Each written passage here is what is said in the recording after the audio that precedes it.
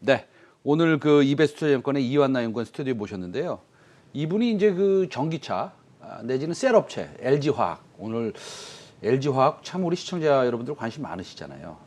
영업 이제 분기당 영업이익이 1조가 나올 것이냐, 이거 넘어갈 것이냐, 아마 넘어갈 것으로 보는데 오늘 한번 여쭤보겠습니다. 네, 스튜디오에 나오셨습니다. 안녕하세요. 안녕하십니까. 네.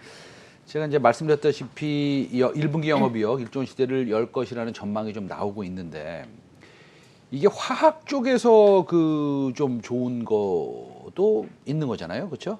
더 많죠. 아, 화학 쪽에서 좋은 게 더 네. 많다.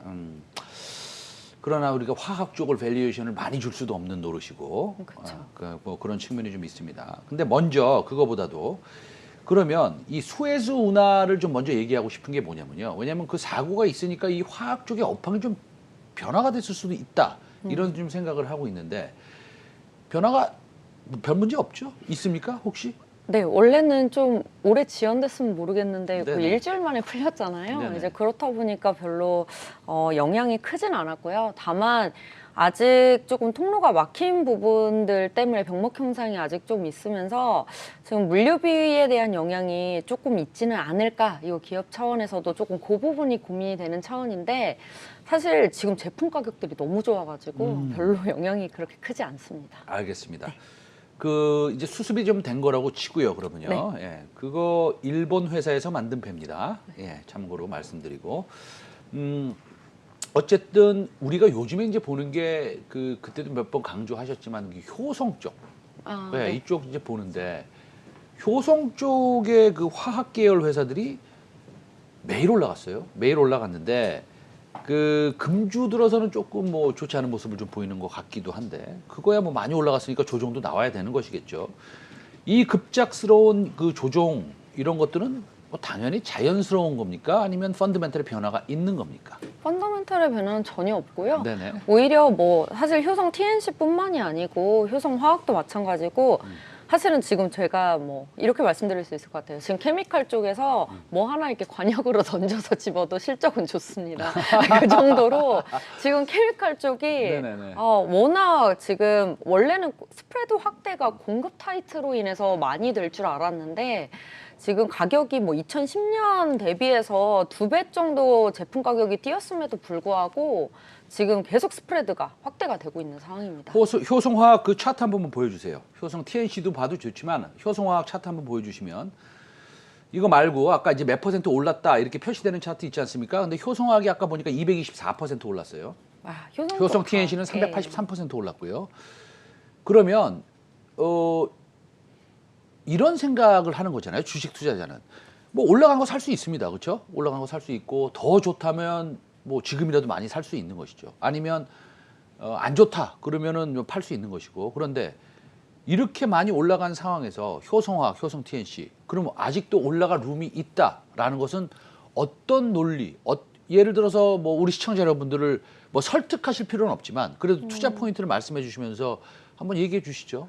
근데 저는 약간 반대되는 의견이긴 한데. 아, 반대돼요?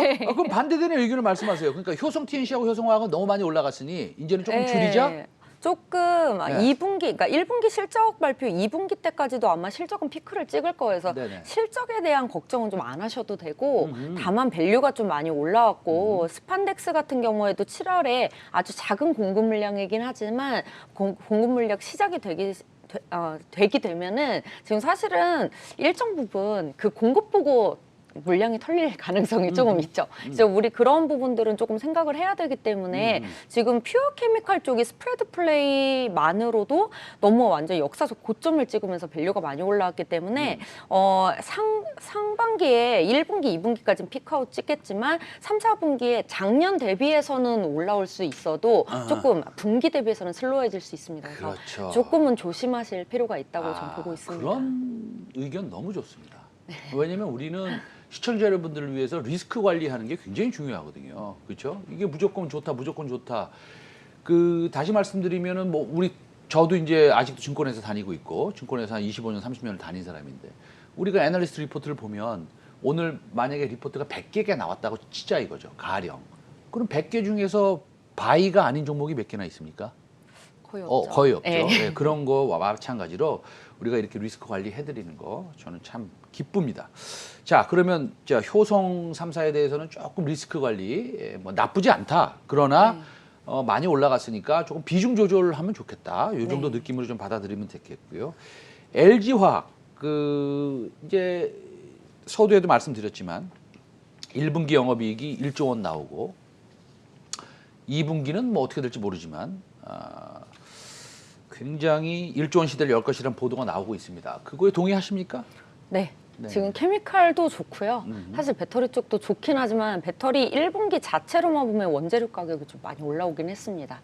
저희 뭐 니켈 코발트 가격 계속 문제시 됐었잖아요. 리튬도 그렇고. 그래서 그런 부분 때문에 생각보다는 우리 항상 컨센 대비해서 이제 생각을 하다 보니까 컨센 대비해서는 살짝 영업이익률이 하락할 수 있는 부분은 있지만 지금 전반적으로 전체 영업이익 기준으로 봤을 때는 1조 이상 충분히 나올 수 있습니다. 지금. 알겠습니다. 오늘 준비된 질문이 그렇게 많지가 않네요. 그래서 제가 질문을 좀 더 드려야 될 것 같아요. 네. 그러면 LG화학이 이 기초 소재라는 것은 이제 케미컬 부분일 테고, 그 다음에 첨단 소재라는 것은 아무래도 2차 전지일 테고, 네. 그렇죠. 이렇게 이제 구분이 돼 있습니다. 근데 기초 소재에서는 한 8천억 가까이 나온다고 이제 되는 것이고, 그 다음에 첨단 소재, 배터리이겠죠 아무래도. 첨단 소재 쪽이 배터리는 아니고요. 네네네.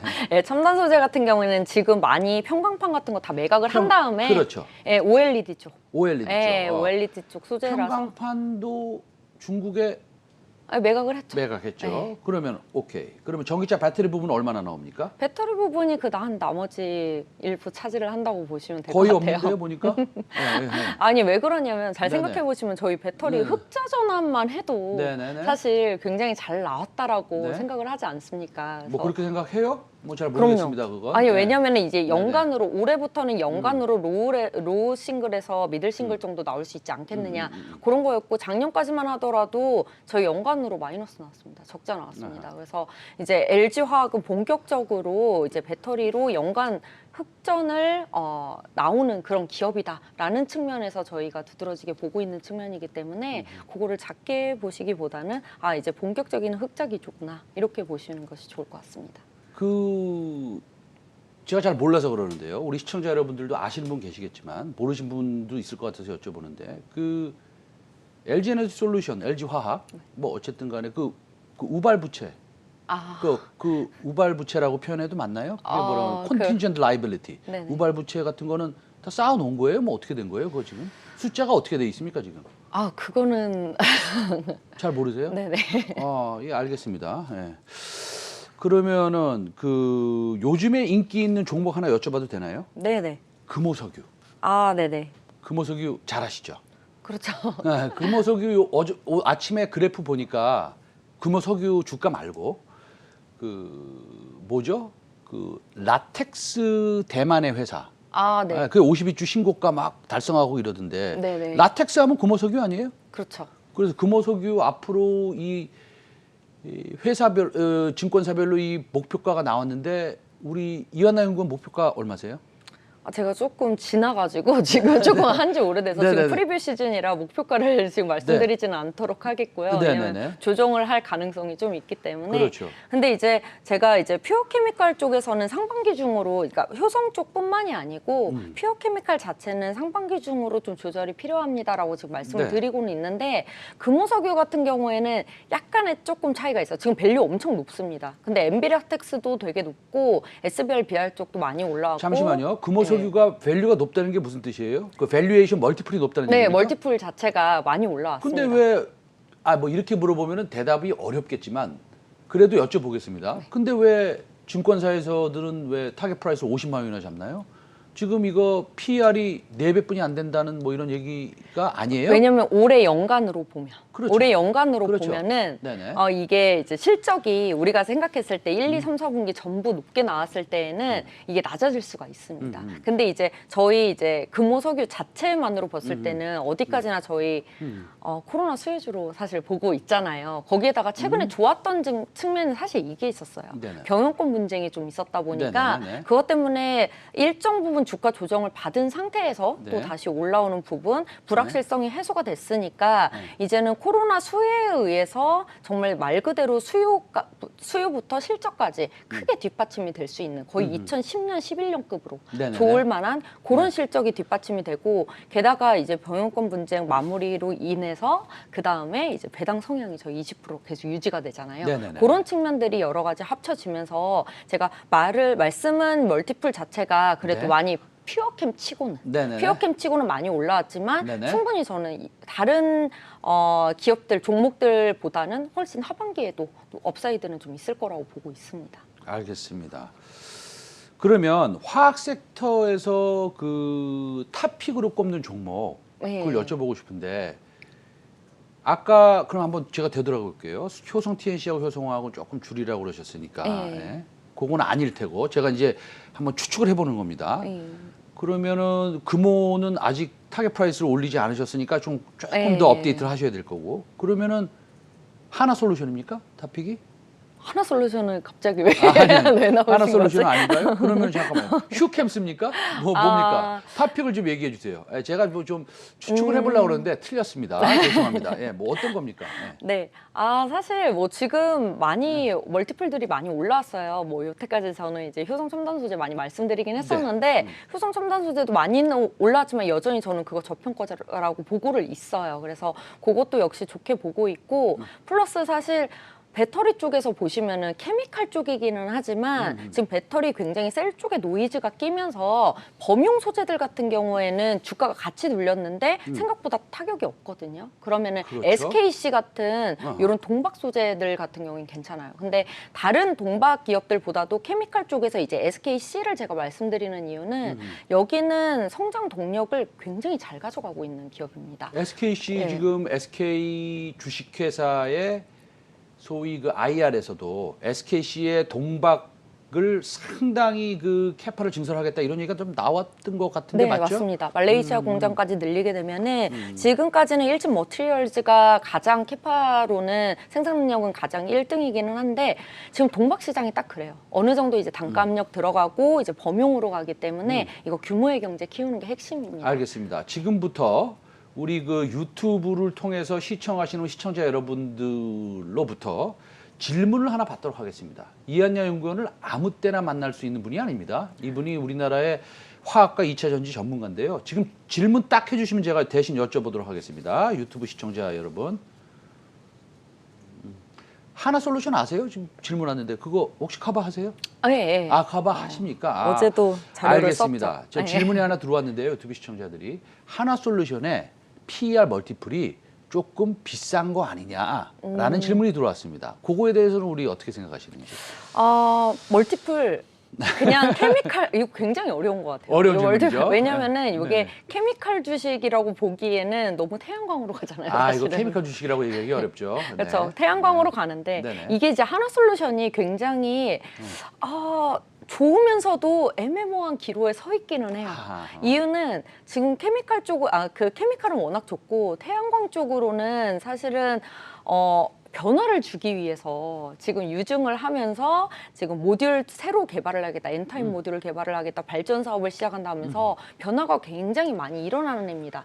그렇다 보니까 발전 사업 시작하게 되면 태양광 쪽에서 실적이 많이 안 좋거든요. 왜냐면 2년 동안 투자하고 마지막 해에 이제 그 2년 이후에 이제 흑자 전환으로 돌아서는 그런 그림이기 때문에 실적으로 보면 당연히 멀티플이 저절로 높아질 수밖에 없는 거죠, 지금. 근데 이거를 이제 앞으로의 모듈 기술이라든지 저희 VPP라고 하는 가상발전소 쪽으로 가는 흐름에 있어서 기술적인 변화, 장기적인 그림을 좋게 봐준다면은 사실 우리나라의 태양광 쪽으로는 그래도 큰 그림을 잘 그리고 가는 기업이 하나솔루션이잖아요. 이기 때문에 그쵸. PER 멀티플 지금 적용받는 멀티플이 그렇게 비싸다고 보기에는 쉽지 않다. 그렇죠.